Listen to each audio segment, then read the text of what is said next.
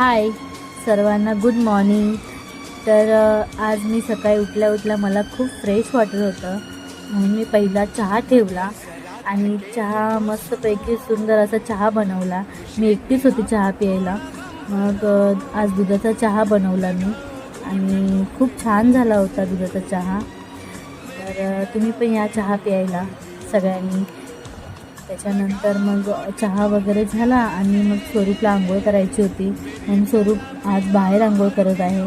स्वरूपला कधीतरी बाहेर आंघोळ करायला खूप आवडतं आणि तो कधी करतो बाहेर आंघोळ.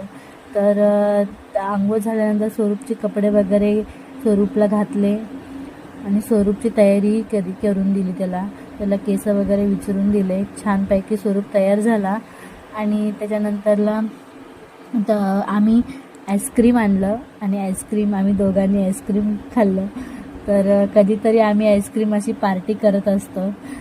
तर त्याच्यानंतरला मग स्वरूपचे घरी मित्र आले होते आणि स्वरूप मस्ती करत होता. तर स्वरूपची बघा कशी मस्ती चालली होती.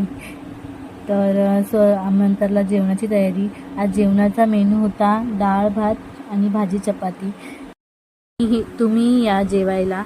तर तुम्हाला हा माझा आजचा ब्लॉग कसा वाटला मला नक्की कमेंट करून सांगा.